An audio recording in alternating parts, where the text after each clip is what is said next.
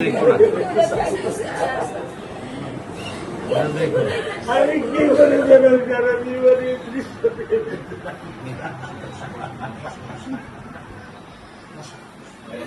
আমার এই দৃশ্য আমি কি দিয়ে পূরণ করবো? আমার বিয়ে শুক্রবারে আমার সাথে মসজিদে নামাজ পড়ে, আমি 3 ওয়াক্ত নামাজ বাসায় পড়ি স্যার, কারণ ও আমার সাথে নামাজ পড়তে পছন্দ করে। 2 ওয়াক্ত নামাজ আমি ওকে নিয়ে স্যার আমার বাসায় পড়ি স্যার।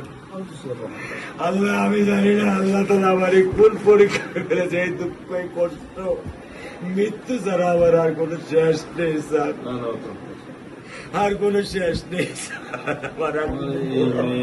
আপনার দায়িত্ব মানে প্রধানমন্ত্রী নেবে, তো আপনাদেরকে শক্ত হতে হবে না, আপনার তো বড় মেয়েটা রয়ে গেছে, এখন তো ওর জন্য আপনাদেরকে শক্ত থাকতে হবে স্যার। সত্য কথা, আমি যখন ওকে ভ্যানে পাঠাই আমি খুব বল পাই। আমি কালকেও বলে দিছি যে আমি আর ভ্যানে দিব না, তুমি প্রতিদিন ওকে রিস্কায় নিয়ে যাবা, রিস্কায় করে নিয়ে আসবা।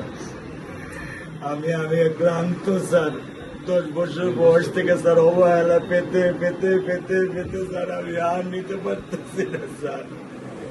আল্লাহ আমার ভাগ্যে দিচ্ছে, আমি কি করবো কি করবো?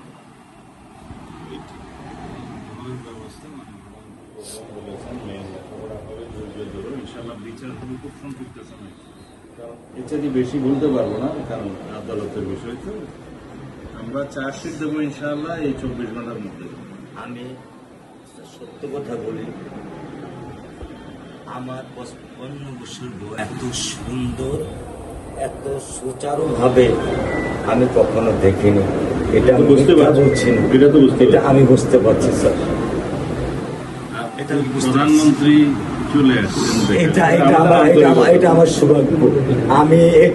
আমি সত্যিকার ভাবে স্যার আমি বলি, আমি এটা স্যার প্রত্যাশা করিনি যে আপনার মতো মানুষ আমার এই 10,000 টাকার একটা ফ্ল্যাটে স্যার আপনি পা রাখবেন, কিন্তু এই বিশ্বাস ছিল যে আপনি আর 10 জন না। যে মানুষ ট্রাফিক সিগন্যালে দাঁড়িয়ে থাকে, নিয়ম মেনে চলে, সে মানুষকে বুঝতে স্যার আমার এইটুকু বয়সে স্যার যথেষ্ট স্যার। ইনশাআল্লাহ আমি ওকে কোনো নিয়ন্ত্রণ করতে পারতেছি না। আল্লাহ চায় আপনার সন্তানের এই অবস্থার জন্য যে দায়ী, তার বিচার ইনশাল্লাহ হবে, ইনশাল্লাহ শীঘ্রই হবে। আর মালিক যে আল্লাহ তাআলা মালিক, ওনার কাছে সাহায্য চাই, ওনার কাছে সাহায্য চান, আল্লাহ রহম করলেন সব কিছু দিতে পারে। মানুষ হিসাবে আমাদের যেটা করার আমরা